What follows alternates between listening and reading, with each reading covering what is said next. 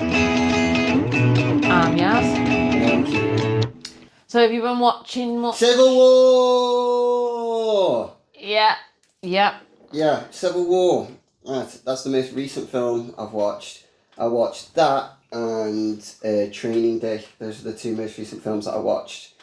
Training Day is the only film I've ever watched. I've ever been rooting against Denzel Washington, and I've been like, "Fuck you!"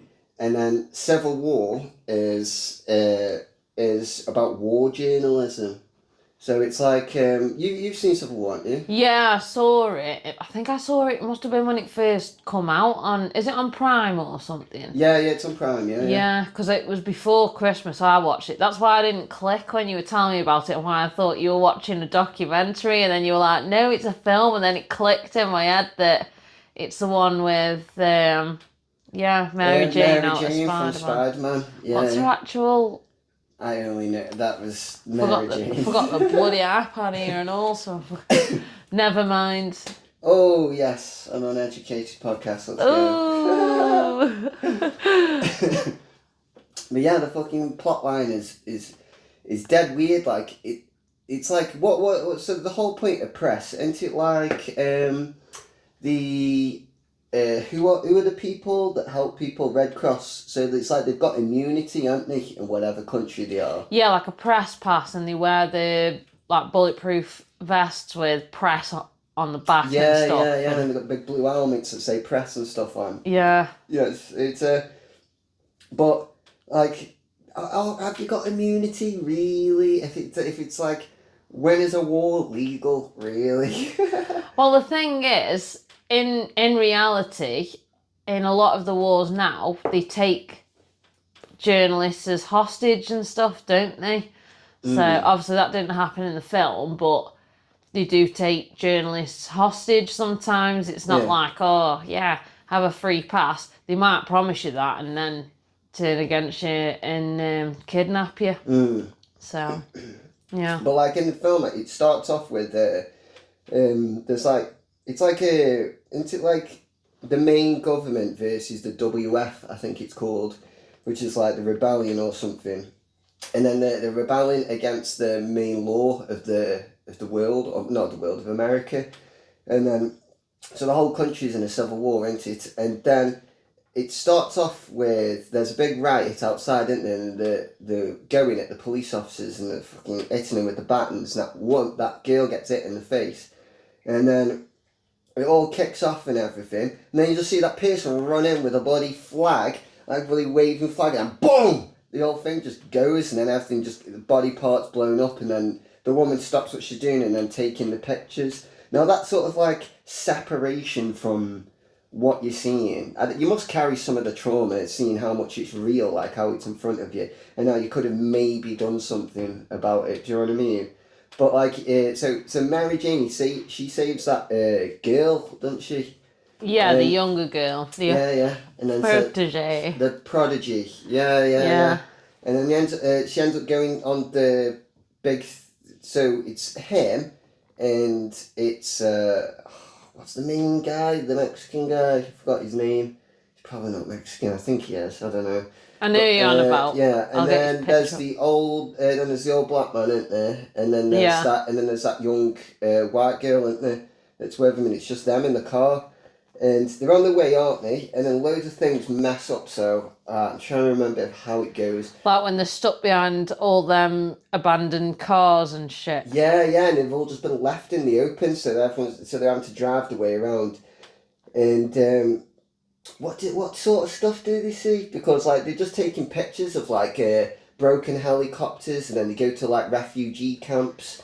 Yeah, then they get to that like house, and the people are kind of sound with them. Yeah. So they're the WF, aren't they? Yeah, and then the young girl goes out to the shed thing, and sees that guy. Yeah. Oh, but before that, right, it's all coming back to me now. They end up at a petrol station, and cash is pretty much worth nothing in America right now because the GDP has gone down because there's war in the country. Yeah. So then they're like, will Canadian money do? And it's like $300 for like a sandwich. and then they're on about getting petrol and all that sort of stuff.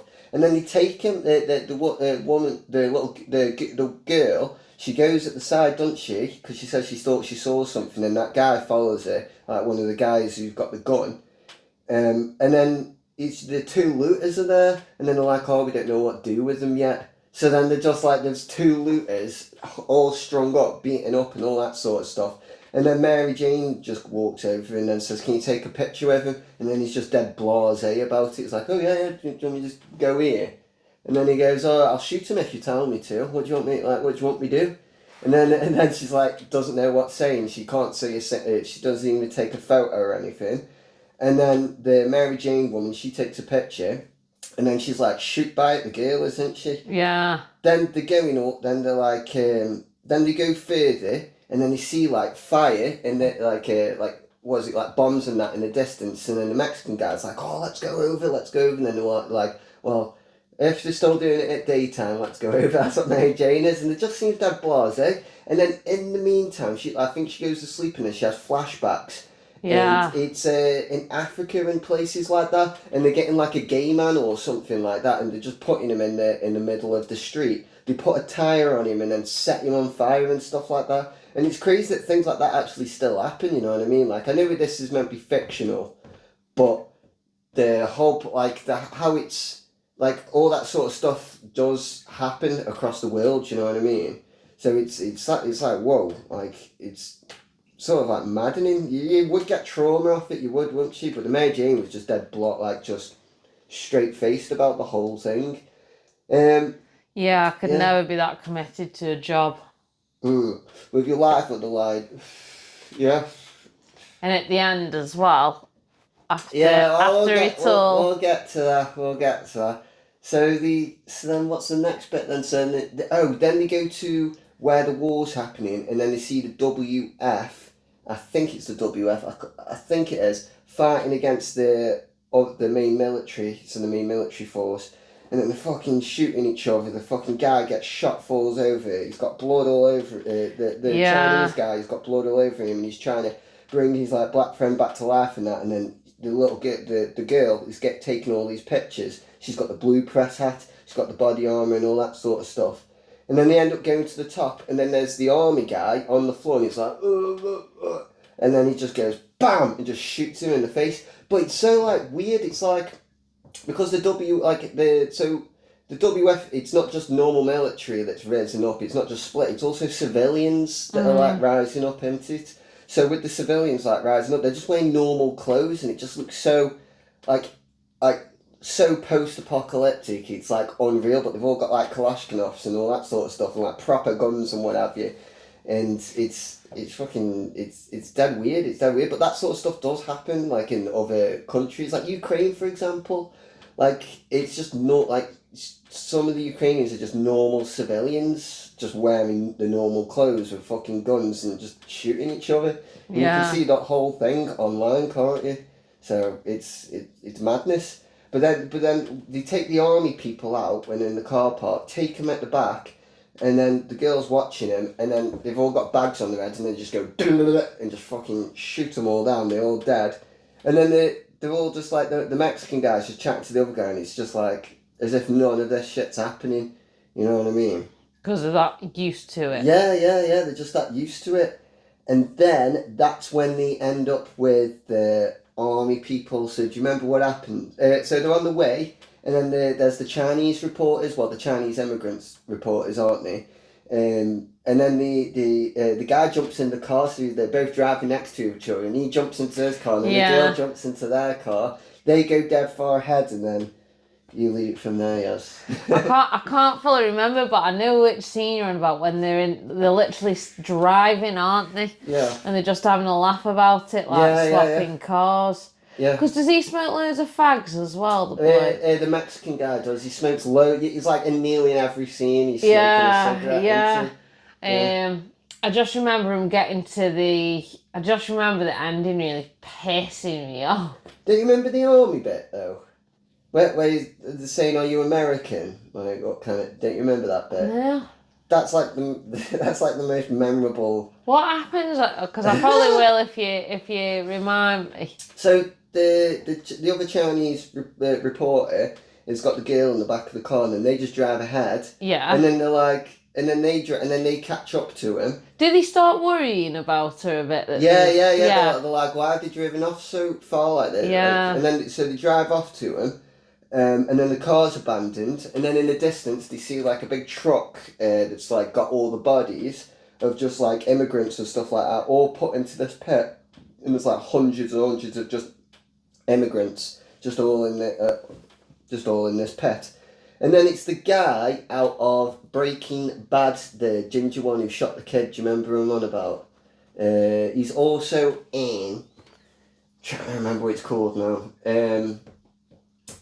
What's it called? He's in a Black Mirror episode, the Star Trek one. Don't you remember where he creates a game and he puts the headset on and he's got DNA of everyone? Do you remember that? Oh my god. Well, anyway, the character who plays this guy, he always plays like a very serious, autistic, non-emotional man. Yeah, and he's also like dead straight-faced about everything, but gives him such like a cold tone to whatever he plays in. Like, I look at him, he's like a microwave Matt Damon. Like, that's like sort of reminds me of. But yeah, then they catch up to him, and he goes, "Oh no, what's up? What's happened? We're reporters. We're American. And then he asks him who they are, and then he goes, "Well, I already know what that one is." Boom, shoots him because it's one of the Chinese people. And then he goes, "Right, now you tell." Oh yeah. Yeah. And then he goes to shoot the other one, and then he's about shooting. He goes, "Right, now you tell me where you're from. Make sure it's clear fucking English." Yeah. Yeah. And then he goes, and then what does he say? He goes, "Where are you from?" And then he goes, "Hong Kong." And then he goes, "So Chinese." Boom, and it just shoots him. It's like, ah. And then he's like, wait, and then he turns to the Mexican guy, because he's not Mexican, but he's half Mexican. He turns to him, and then the other person's like, whoa, just stop, and then they're all like, what's going, like, stop, and then all of a sudden the black guy who held back in the car just fucking runs three of the army people over, fucking skids round, they all jump up in the back, and then they just fucking set off, and then the fucking one of the guys survives, shoots the car. And then as they're going past them, that's when the black guy dies. Brown bread. Yeah. And it's really sad. Yeah, because he was a good character. Because at first he was hard to get on board with a bit, wasn't he? Because he was a bit like, we're not taking her, and didn't want to take the girl, did he? But no, Mary Jane didn't want to take the girl, but the black guy says, wasn't she just as young as you were when you started? Was that what it was? Yeah. Oh, fair enough. Yeah. And then with that happening, it was because essentially the whole point of it is they're trying to get to Washington DC, aren't they, to interview the president, because no journalism has gone to him, have they? No. So because no journalism have got a proper interview from him, which is funny actually. There's an Easter egg in the film. The guy at the gas station with the big beard and the gun, who tells him $300 for a sandwich, is the same guy who plays as the president. Is it? Yeah, it's the exact same guy. It's the guy from Parks and Recreation. I didn't even notice. Yeah, it's the exact same guy, except the president has got a shaved beard and then he hasn't. But it's just it's just a little Easter egg. It's just funny, that's all, because the president only has like a speech and then something happens at the end. But then in the petrol thing, he has like a long scene of where he's talking, so he's probably just fucking getting the money's worth from him. Yeah. It's like, we're paying him this much being the film, we might as well put him in a little bit more of it. So, fair enough. Yeah. But yeah, so he dies, doesn't he? And then they're on the way to what's it called? So then when they get past the army people, where did he end up after that? I don't think I'm missing anything. No, I think they just drive past more devastation, and then they eventually get to Washington, don't they? Yeah, and then they're behind the so they end up at the WF camp. That was it. So they end up at the WF camp, and then they're like, oh, there's the war, and then the army people are like, the war's going to be ending soon. The war's going to be ending, so there's no point, like, you won't be able to get the interview. And then he's like, oh, well, we need to go with you then. So then they end up going with him, the army. And then, here you go, Yaz. Do you remember the rest from there? Yeah, I remember the young girl's character has grown loads by this point throughout the film. Matured, like, she's been able to take She's the more photos. resilient, yeah. And she puts herself in the fire and stuff. Yeah, exactly. She goes out like that, doesn't she? And, like, she's proper brave at this point. Yeah. Or stupid, in my opinion. And this is why, well, the girls are both photojournalists, aren't they? Whereas the guy who... the guy you think is Mexican, he's the actual journalist, and then the others are photojournalists, aren't they? Yeah. So he's sort of doing the speaking, the interviewing, and they're taking the pictures. And like you say, that girl just keeps jumping out and stuff, and then at one point she wants the best picture. Yeah, so they finally get to the White House, don't they? Yeah, then they're in the White House. And then it's proper intense, the like fucking bullets everywhere. Then that woman comes out, doesn't she? Goes, the president wants to do a peace offering and negotiate a deal. Did he just shoot her? And then they just fucking shoot her. And I was like, whoa. I was like, is that allowed? Guess they don't care. Yeah. There's no law. No, because it's a civil war, isn't it? Yeah, so they don't give a fuck. Yeah. And then, she ends up jumping out, doesn't she? Mary Jane, she knows she's going to get fucking shot. Yeah. So she sort of dives on her, doesn't she, and knocks her out the way. And then she gets shot. Yeah, but then she gets shot once. The girl's just staring at her, and then she goes boom. I can't remember if it's straight for her chest or head. And then she just snaps that picture. Takes a picture of her dying. But even just before she gets shot, she just looks like that, and you just see a camera slowly raised, as if she knows what's about to happen. Yeah, and it angered me so much. And she just got up. And just fucking got the body off her, didn't she? Just got up and walked into the president's room to get the next best pictures. Yeah, and then the Mexican interview guy. So they finally go and they shoot the president, don't they? And then they see the other Secret Service. And then as the president's on the floor, he's like, wait. And then he goes to ask him something. I can't even remember what He probably just wanted to ask him what he thought of it all. He just wanted his final words, didn't he? But the WF guy don't give him a chance. Yeah, he says, just wait. And then he looks over to him and he mumbles something. And then the WF, it's that the black army officer, the woman, she just goes, boom, and then shoots him. And then they're all looking at that, at the body. There's the three whatever the army and then the interview guy, they're all looking at the body. And then you don't see the girl in the frame, and then you all just turn around, and then you realise the frame is the girl looking at them. Yeah. And then she just takes the picture. Yeah. And then it's like the end of the film. Yeah. Crazy film. It's good, but the ending really pissed me off because I was like, you're just fucking your colleague that you're now really close to because you've been through all this trauma and devastation with it. Just been fucking killed, and you just take a picture of her as she's dying, and then in a final fucking second because she gets shot. Okay, so that's the plot to Civil War essentially, and it's there's so many aspects to journalism. It's insane. Yeah, I don't think I could ever be a war reporter. It's too much. Yeah. I don't want to put my life at risk for my job. I mean, I'm a firm believer in working, doing what you love and what you enjoy. Because that's how you survive through work, really. If you're career driven, obviously. If you're not bothered and you're more of a live for the weekend person, it don't matter. But the copywriter. Yeah. But so I'm a firm believer in that, but I don't think you should put your life at risk for your job. Absolutely not. Personally. Someone's got to do it, I guess. Someone's got to do it. Yeah, and that's one of the things that annoys me with my job because you just get shit off everyone all the time. And it's I'm just doing my job, mate. I'm just doing my job. Yeah. But people always fucking moan. Yeah. At least you don't get physically attacked, Yaz. No. I hope I don't and all. Yeah. Oddly enough, though, the one photojournalist we have on the team dead recently. Really? Outside court, yeah. Tried knock his camera out of his hands and stuff. Wait, aren't you meant to be across the street though when you take the photos? He was across the street, but if someone's passing him to go to the court, Yeah. if they're heading there and they so happen to walk past him, then yeah. Oh God.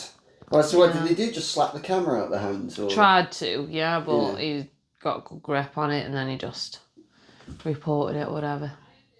Yeah. Yeah, I think when you see films like that, I think that's what makes people think journalists are these cold, emotionless people, which is why it annoyed me, because I was like, that is not what most of my colleagues would do if one of us died on top of ourselves. Because most of them, you know, the parents, they're someone's kid, they're someone's sibling, someone's aunt, uncle, cousin. They're still human. And people just think we're emotionless, but they don't. They just don't see the other side to it. Like, they won't see. People who read the article haven't been sat in a courtroom, for example. So if the journalist is crying about the case because it's fucking tough, and a lot of the time you can't put all the detail in because it's too much for.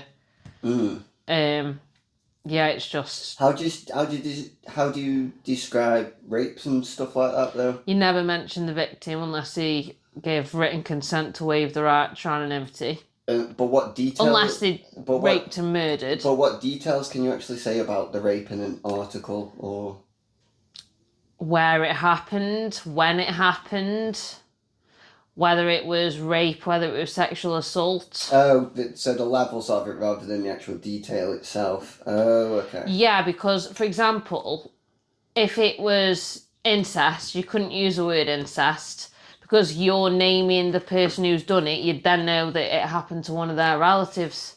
Yeah, but there's... So it's called jigsaw identification, and you can't put anything that could lead someone who knows the criminal to work out who the victim is. But hasn't there been a recent one or something? Going about Gisèle, I can't say her name. Going about the French lady. Because if you are, she waived the right to anonymity. I'm not sure. So how does it get done? So what? It's literally just written consent, and then that's it. That's the only way you can. No, because I swear I read something. Wasn't there about someone like? Did they die? You might have to cut this bit out, Yaz. Okay, so wouldn't you need? So what about recent cases that you've done? How have you had to describe it without saying a specific one? So, if, like, with sexual offences and paedophilia, if it's a relative, so if it was someone's dad or granddad or uncle, I couldn't say, because I'm naming the defendant, the accused, I couldn't say that they're a relative at all to the victim. I couldn't use the word incest. I couldn't do anything. I couldn't say the street they live on, whereas in most cases we would. But the interesting thing is, though, they'd be on the sex offender register, wouldn't they? Yeah. But you don't know who their victim was. Oh, okay. That's what I mean. So I'll name the accused, but I cannot, if they're related or the neighbour, I couldn't use the word neighbour because then everyone would know it.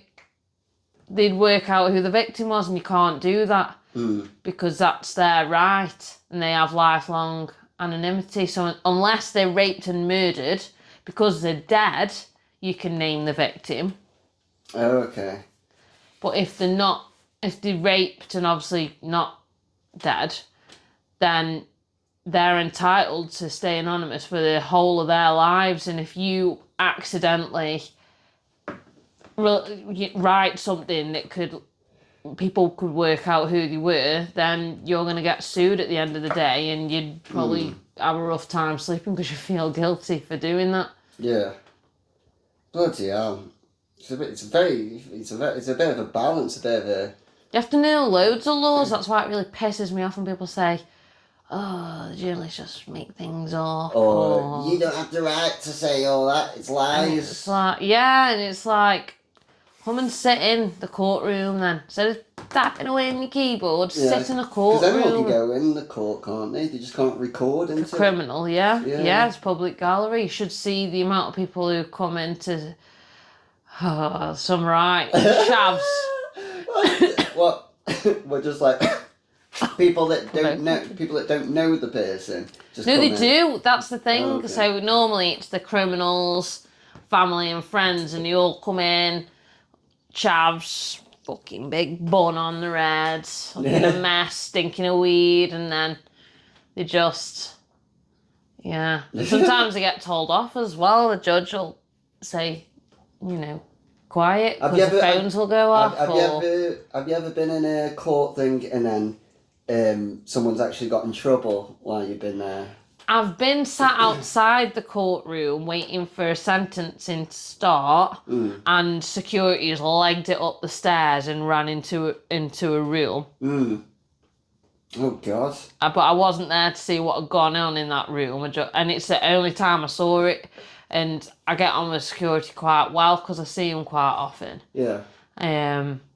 So I thought, oh shit, what's going on there? I'm guessing someone was sent down to the cells, like immediate custodial sentence. Oh, did they have cells at the court then?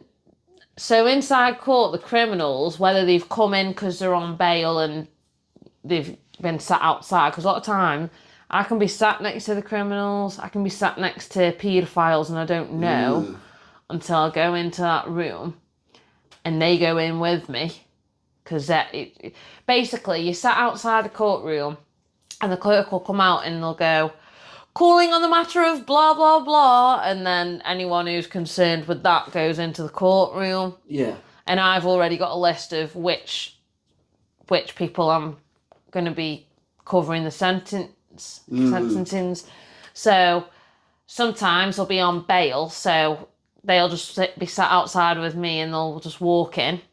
Oh, okay. Like a normal person, like everybody else, so you would not know they were a criminal till you realise when you get in that room. And then they go in this like big box at the back, glass box, and they're locked in, and there's like an officer, a probation officer, or a cell officer, I don't know what the quite title is, who sort of watches over him in there and is in that room with him. Yeah. And there's different rooms, so if they're on bail, they've walked in through the door that's sort of in the room of the courtroom. Yeah. But if they've been remanded in custody, okay, so they've been in prison whilst waiting for the sentencing, they're brought up from the cells that are in the court, and they come through a different door into that. So they never come in and mix with the public. Right, okay. So for example, a burglar, they're probably sat with me outside because they're not a threat in a way, like they're not violently threatening, so they're not a risk to the public because they're a thief. Whereas a rapist or a murderer, they're going to be in them holding cells downstairs and brought up with officers. They're not going to be chilling outside with members of the public, then allowed to just walk in on their own accord when they're called for, because there's not that level of trust with them. Yeah. But paedophiles, they are usually sat out with me. The only way I can tell is when they bring a suitcase because they're expecting to go to prison. Then you know they're a criminal. If someone's brought a suitcase to court, or a big bag, like a hold all, that's got the clothes and belongings in, you know they're going to prison, you know they're a criminal because they're expecting to go to prison. That's why they brought all the stuff with them. Ah. And usually that's paedophiles, in my experience. What paedophiles? The other people carry briefcases these days are paedophiles. Oh, hey, gosh. think about it. When was the last time you ever saw anyone walk with a briefcase? I don't mean a suitcase for holiday. Yeah, I mean no. a literal briefcase. Boomtown, that's about it. Well, no, one without wheels. What do you mean, like an actual hold-all, like a big luggage bag? Like a hold one, is that what you're on about? Like a laptop bag or a laptop bag? No, a big hold-all. Benito, he has a few different hold-alls. Right, okay. Yeah, he takes some hotels and stuff instead of a suitcase. But yeah. So that's one thing about journalism, and also another thing that annoys me when people comment is when you were saying people must carry a lot of trauma, you do, and people aren't mistaken for thinking that you do have to harden yourself in some way, because otherwise you'd just be depressed all the time. So you do have to harden yourself from it, and to be honest, the staff who work in the courts help with that, because when a case is over and you think, fucking hell, that was fucking something, that was intense.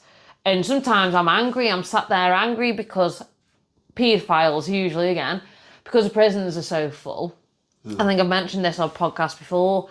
Because the UK prisons are that full, they usually get a suspended sentence, which means they're just back out again. But they're working with the probation service, who will make sure they don't reoffend, and if they do reoffend, that's a breach of the community order and things. So then they will go to prison because they breached the suspended sentence. So then the suspension's fucking voided and off to the cells they go.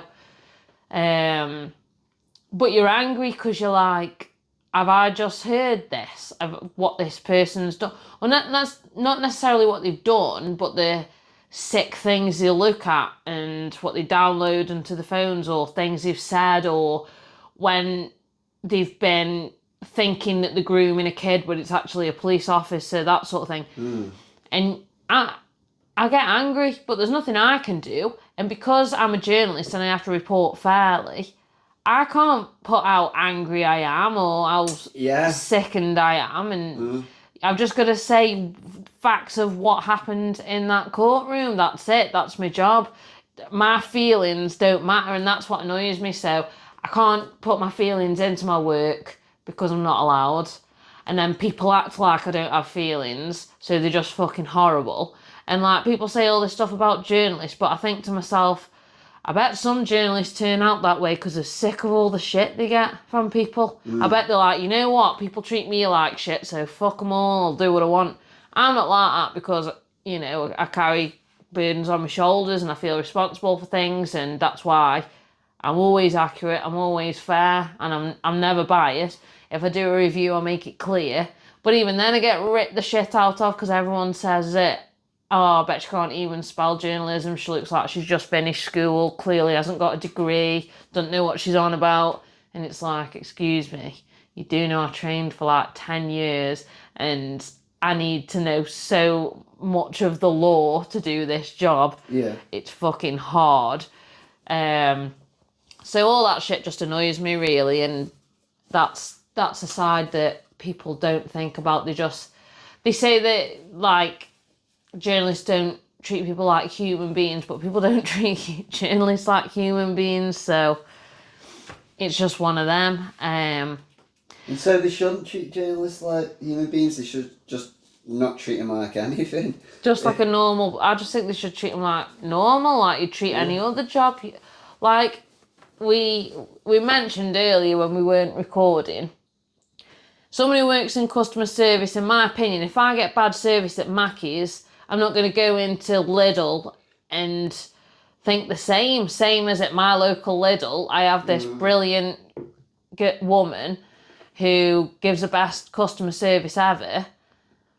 But that doesn't mean I get that in M&S or B&M or, you know, it doesn't mean that all customer service advisors are like the good ones, and it doesn't mean they're all like the bad ones. And I think people don't carry that expectation, whereas a journalist, you're all tarnished with the same brush. People don't give you that chance. Yeah. But the thing is, though, with like customer service, it is classed as like a USP for things, because if you look to customer service for like was it Humphreys, for example? Not is it Humphreys? No, the. You on about the estate agent? No. That's it. Oh. Every have the worst customer service ever. Don't know if you looked at APC, they've got the best customer service, so APC has it as a USP, unique selling point. So it seems almost special for you to expect different things from whatever, but it should just be all round expected. Each thing should be different. Yeah. You know what I mean? So if like you can tell the difference between two delivery companies, shouldn't you be able to tell the difference between like a variety of journals? The Sun and the Guardian. Well, the Sun's all clickbait into it, and then just well, that's another thing. So that's something that annoys people, and I get it. But let's be honest, it's not just news headlines; it's social media posts in general. Clickbait is how people earn money these days. It just is. If we told the whole story in a headline without making it sound exciting, you won't read the article, so how am I going to get paid? Whereas when they put, you know, the juiciest bits or a catchphrase that someone said in there, well, that gets the clicks then, doesn't it? So well, it's just finding something interesting and the mundane, innit? That's the point, isn't it? And isn't that what you're just trying to find a story in something. So you're not necessarily exaggerating something, just focusing on certain parts, you know what I mean? Yeah, and it's not lies, it's not fabrication. And to be honest, if people want to avoid that, if there's anything with quotation marks around the key word in the article, fucking don't click it then. Because that quotation mark is just like, it's how we would do it. Yeah. Insinuation. So that's my advice there. But yeah, I think people just like having something to moan about and someone to blame. Yeah, like all the two-tier reporting, like. Really. Well, that Rooney story you told me about, like. Yeah. Like, so yeah. Wasn't the journalist woman the sneaky one in that? No. So what happened? It was two wags. So Coleen Rooney. Yeah, no. One of them is still a wag, and one of them is an ex-wag or something or other. No, they're both still wags. But the other one's a journalist though as well, isn't she? No. That's why. She's putting her story to, like, she's selling the story to journal. Oh, okay. To the Sun. She might just be sour. Just might be sour about it. She could be, but they were supposed to be mates. I don't think they were like best mates, but they were supposed to be mates. And from like, I think, was it almost 2 years from 2018, 2019, Coleen Rooney's private life was being leaked to the Sun. Yeah. And people could only know about this if they knew her personally or if they were watching her Instagram stories. Yeah. So then she's made different, because you know how you can have close friends and things on Instagram. Yeah, she only made the story viewable for that woman. Yeah. And it was all lies, and it wasn't just one thing, it was multiple things. I mean, I can't fully remember, but I know there was something odd. Well, there were a few odd ones, but something really odd, like something to do with a child or something. But she ended up finding out it was her. And strangely, that went to High Court, which a civil case would never normally get to a High Court, to be honest. Most lawyers won't even represent a defamation case because it's just too... But I think it's because they took advantage. The lawyers saw, we can fucking make money off this if we just keep it going. You know what I mean? She said she did. She said she didn't. Perfect. Let's go. Yeah. But that was crazy in itself. Just and you can blame the journalists if you want to. But really, they're just doing the job again. They're just getting a tip off, doing the job. Yeah. It's going to earn the publication money. And they've got who they thought was a reliable source for it to be an accurate report. But obviously, it wasn't, because Coleen was making it up to catch out whoever was selling the news. So yeah, you can't really blame the journalist for doing the job. Yeah. Now, what was interesting is I watched the Molly May documentary on Prime. Right. Yeah. And in the last episode, apparently, it could have been The Sun again, but some publication had put stuff in that Molly May was doing or something she'd said. I can't really remember it. And she said, like, it's all lies. I'm out here shooting an Ibiza. How could this be true? And why does this sort of happen to me? Yeah. And that's unfair. If she genuinely didn't, then that is unfair. But I think to myself, why don't they just get in touch with the journalists and say, and put a complaint in to have it removed? Because that goes to anyone. Like, if there's something you don't want in, you're entitled to ask to get it removed. You should be given an email. Whenever I get a complaint, even when I know the complaint won't stand, I just give them the email. I just say, it was my job to report it, because it's normally family members of criminals. Yeah. He's a good boy! Yeah. He just killed 3 people. What the fuck are you on about? Crazy. He's not racist. I know he was throwing bricks at the mosque and chanting Tommy Robinson, but it's not racist. Yeah. They're all being caught now, aren't they, in Stoke, right? It's all... well, that's the funny thing, because barely any of them have gone, I was at the riots because I hate immigration, or I don't like Muslims, or I did it because of the Southport attacks, which is why they was fucking started, and because of the misinformation about Tommy Robinson in the first place. But again, we said that, mention it in another episode. Yeah, so anyway, people come at me, and I'm just like, here's a complaint email. Because what do you want me to do? I'm doing my job. I can't be biased. I can't say, oh, wow, yeah, he's only 19. Oh, wow, yeah, I'll protect him then. I won't do my job. Yeah, I'll get disciplinary at work. He's committed a crime, but no, he's only young, bless him. I think I just find it outrageous. And when people go out the way to, like, get my phone number and give me abuse, I don't know what they think they're achieving, because again, you can upset me. That's all you'll do. You'll just upset me. It's not going to change the job. It's not going to change the outcome. Yeah. I've still got a role to do. Yeah. You know, if you are a paramedic and someone stabs you, you're going to hurt them, but they still got to carry out the job.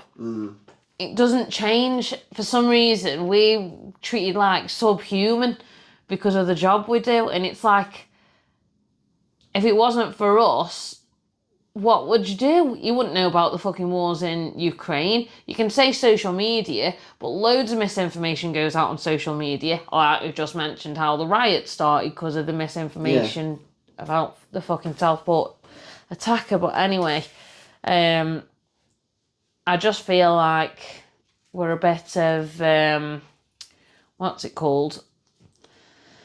We're just in the firing line all the time. We're a bit of an easy target, really, because they also know that we haven't got the time on our hands to fucking respond to the shit they give us.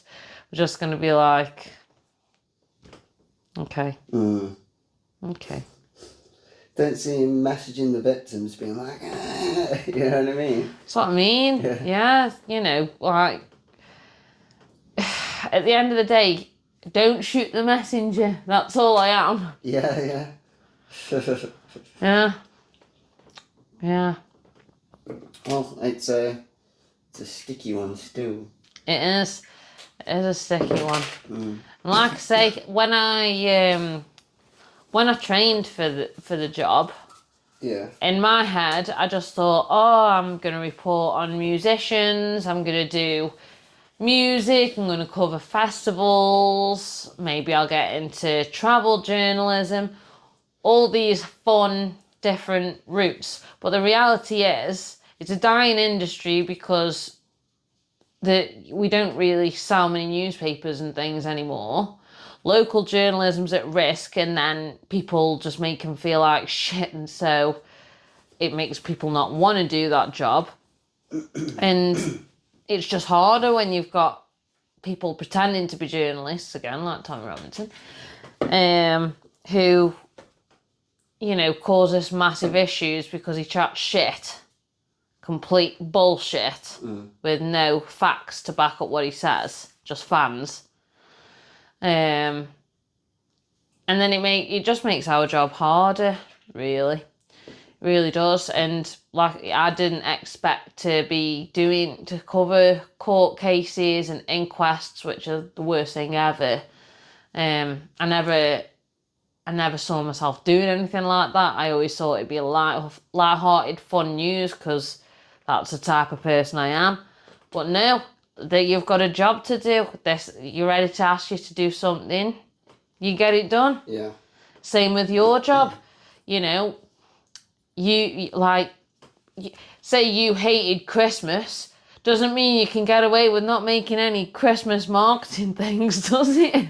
Yeah, I don't have a choice. That's what I mean. You've got a job to do. You do it. People act like we've got this free reign on our role, and we really haven't. We've got a job to do. And would you rather us not report the criminals? Would you rather not know who the paedophiles in your town are? Do you know what I mean? Like, you can give a shit, but we're providing a service, so yeah.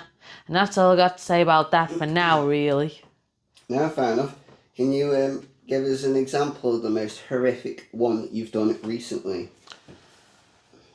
There's a lot of hospital blunders which piss me off, I'll be honest. Not technicalities, like I'm on about like pure violence or like mass robbery or something juicy as, not something where someone got neglected in an hospital. Boring. Go on, Yaz. Well, it's not just neglected, they normally die. That's boring, Yaz. Guess a good one. Try and think. I mean, there was a lad whose sentence covered today, who's 21. He'd had some... This is loose off the top of my head because I haven't got my notes in front of me, but I think he's had something like 17 convictions for 29 offences. Wow. He's 21, just Bloody hell. And then what was his most recent one? Burglary and handling stolen goods. Oh. One of them was an Audi A6 that belonged to a consultant at the hospital who was on call, and luckily he wasn't called out on an emergency, but he did have to rearrange all his patients' appointments because he couldn't get work because he woke up to no car. Well, give us a fucking more juicy one than that, yes. Come on. A crime. Give me a crime one. Like the Bompan Asian. You seen that one? Yeah, but you didn't report that one, did you? No, I didn't. One you've reported. But we might as well say the Bompan Asian one now. We can't say it on a to be fair, I didn't get to report it because I was sat in the case on Friday and it got adjourned to Monday. And then I didn't end up covering the case because I was in a bloody inquest. So my colleague had to cover it. But originally, I was covering it. So this guy... he'd been working at Bompan Asian, which, for those of you who aren't from Stoke, is like a... It's everywhere, yes, like Manchester and stuff, isn't it? Is it? I think it is. I think it's national. But go on. Are you sure? Maybe. I don't think so. They have similar ones, like if you remember we used to have Buffet Island and Buffet Fever. Yeah. And in Derby, we never actually went, but there was Cosmos, wasn't there? Yeah, and there was a Wagamama's that I never went to. Oh, well, Asian restaurants, but anyway. Yeah, it's an Asian restaurant, like an all-you-can-eat buffet style type thing, and it's very popular in Stoke because it's cheap and cheerful. Anyway, so this guy has been like the kitchen manager for about 6 weeks. He's no good at his job, and his boss basically said, I need to let you go. He started getting all upset and was like, can I go to the toilet? Like, his boss said, yeah. Come back with a meat cleaver and started fucking attacking the guy with a meat cleaver. And then a colleague managed to get him to put the weapon down. And then, yeah, he's basically gone straight to... He was remanded in custody. And yeah, he's gone straight to prison. I can't remember his sentence because, like I say, I didn't cover it. But yeah, fucking insane. Imagine attacking your boss with a meat cleaver. Oh, yeah. You've only known him 6 weeks as well. Crazy. Worst thing I've ever done is just said, I want a raise. No, not coming with a meat cleaver. Looking at that the wrong way, that's not the worst thing you've ever done. It's possibly one of the best things you've ever done. Sure. Yeah. Didn't happen though. Whatever. Just got to keep asking. Every April, you ask again. Or May. Yeah. You should get an increase every year. Yeah, Minimum wage goes up every year, so. Hopefully, we'll see. Yeah. But, think of a juicy one. Yeah. I've probably told you loads, haven't I, in the past of decent ones. I know, my head's gone like a fucking sieve now. I've been put on the spot. I'm like, what's a good story? I don't want to say like a rape or a pedo one because I'm scared I'll give too much away. Because I put so much concentration into them articles not to give too much detail. A murder. Oh, I could tell you this wasn't a murder, but it was someone who lost their head. Sure. What was the crime? So he held his brother, his two-year-old nephew, and his brother's girlfriend hostage in his brother's house. He had a machete in one hand and a kitchen knife in the other. The little boy was screaming, and it obviously was like, "Don't hurt me and me family and stuff." And he just threatened to kill the dad, like his own brother, the dad of this little boy, and the dad's girlfriend, and he made her sit on a window ledge and was like, you can jump out of there in a minute and gave me jump out. And then she was like crying and shaking and stuff. And then... But the child? No, the girl, because she was like being forced to sit on a window ledge. And then he was like, oh, stop being stupid, get off the window ledge in case someone sees you, like just being weird. Jesus Christ. Because he'd already held the knife to her neck when she was washing her hands after going for a piss and stuff earlier in the night. He held them hostage for like... I think it was from 11 hours he held him hostage from 7 p.m. till 6 a.m. the next morning when his brother managed to tackle him at one point. He ended up getting all cut and the three of them managed to get out and flag down a van who must have been on his way to work or something, early morning shift. And he like sort of gave him a lift to safety. I don't know if he dropped him off at the police station or what, but yeah, fucking brother. Yeah, that's devastating. So how long did he get for kidnapping? And I can't remember. I think it was only a couple of years, but the judge basically said because these brothers had been in a family that had constantly had like their family had been in and out of prison forever. Yeah. The judge sort of said, I know you like this because your dad will, because he knows his dad from being in the same place as them, because your dad will have made you compete as kids. I know that's probably why you like this with each other and why your relationship's so hot and cold. He says, but at the end of the day, if you don't sort it out, he says you need to cut your ties, go your separate ways. Once you're out of prison, just don't contact your brother and family again, because you're going to turn that 2-year-old into another generation of your family. He just slammed the whole family. He just said, the cycle's got to end. This can't keep happening. Generations of your family come through this courtroom. I've sentenced loads of members of your family. And so hopefully that family ends that cycle anyway, and that little boy grows up to be happy, healthy and ambitious. But in terms of juiciness of like murders and things, I've never covered a murder in court. I don't think. I've done a lot of assaults and a lot of attempted murders, Right. or grievous bodily harm and actual bodily harm. And so anyway, so there was an inquest, and it was so strange because sometimes at an inquest, because it's still a court, it's coroner's court, they'll have a jury, and this particular case was the first one I've ever had with a jury. I've only had like 2 cases with a jury, an inquest, not a normal Crown Court case. And basically, the jury were there to help the coroner decide how this woman died, whether it was some sort of corruption with the police, or whether it was a suicide, or whether it was an accidental death, that sort of thing. So she was hanging in a cell. Yeah. And then, so the police officer, this was in Switzerland, by the way, I'm not sure if I mentioned that. No. Okay, it was in Switzerland. But she was originally from Stoke. Right. So this was all happening in a Swiss prison. But she was taken in for questioning. It wasn't like a proper prison, it was just like a the local cell. bobbies. Yeah, like where you'd first be sort of interviewed, and they'd get psychiatrist,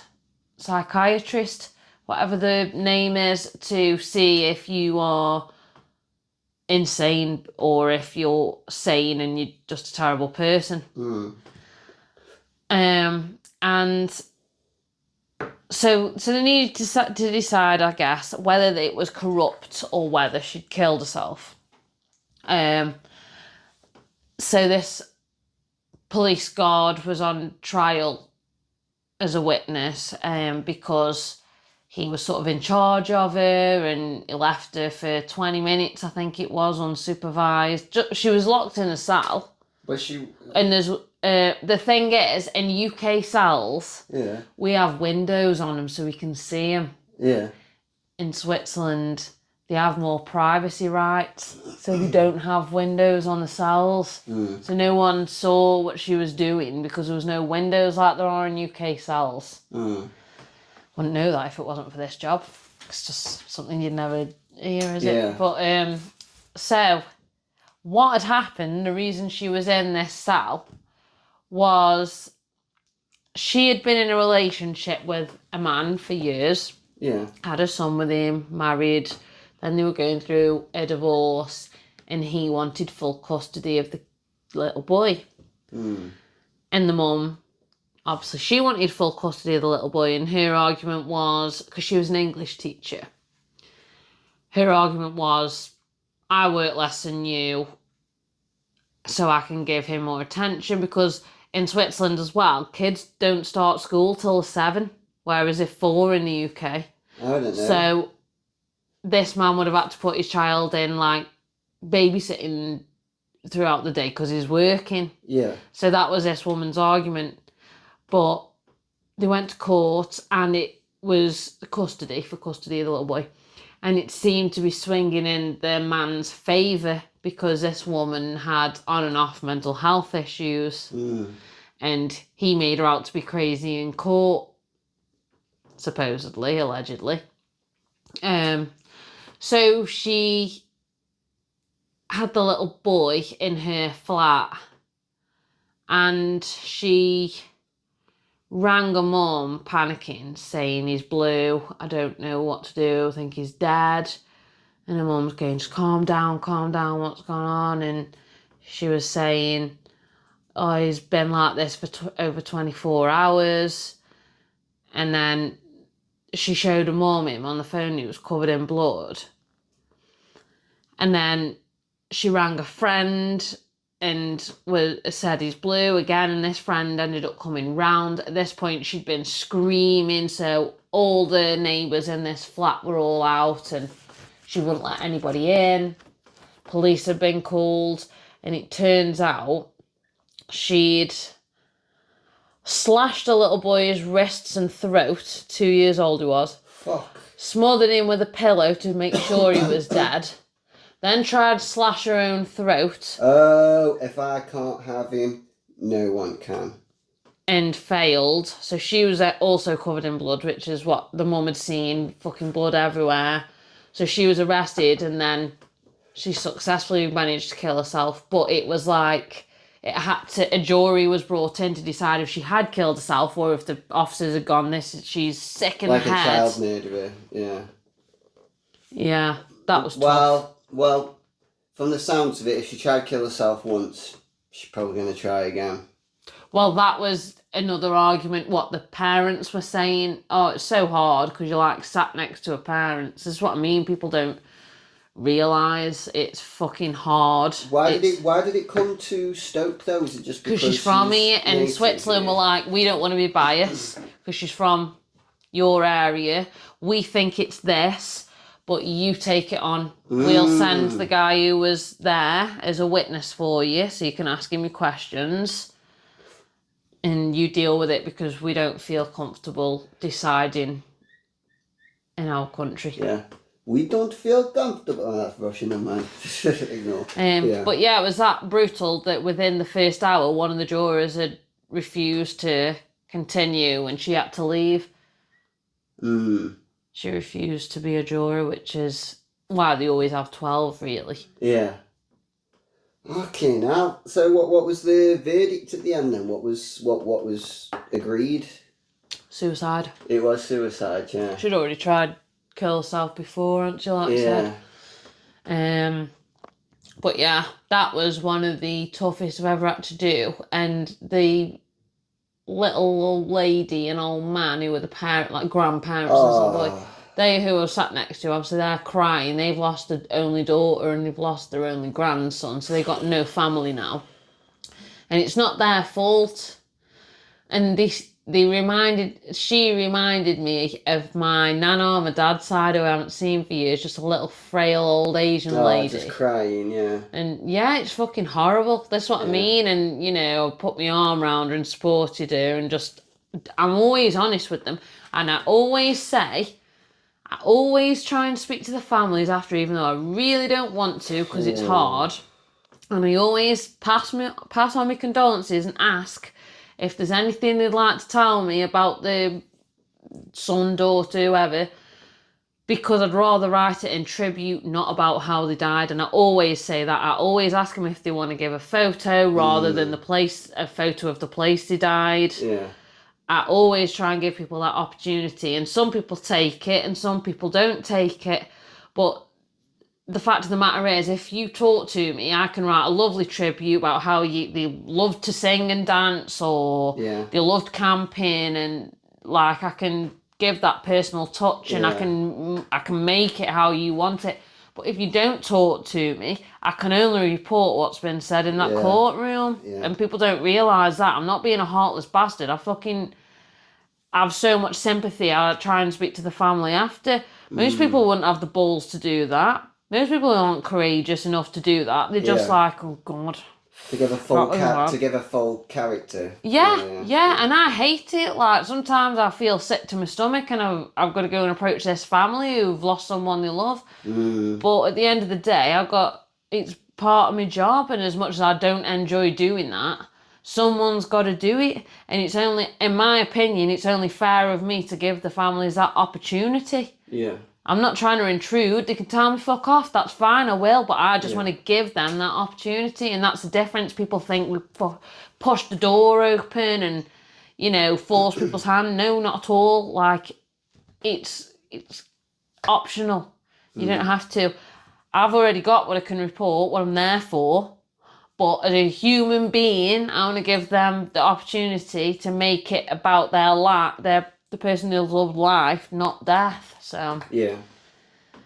Alright, well, you gave me a juicy one, Yaz, finally, so fair enough. Yeah. So, one day I'll talk more about some of the stuff I've done, but for now, I'll just give you the scope. So, No, that's hope fair you enough. enjoyed this conversation, guys. This one. Don't forget to like, comment, and subscribe. And give us a 5-star review on Spotify. Bye.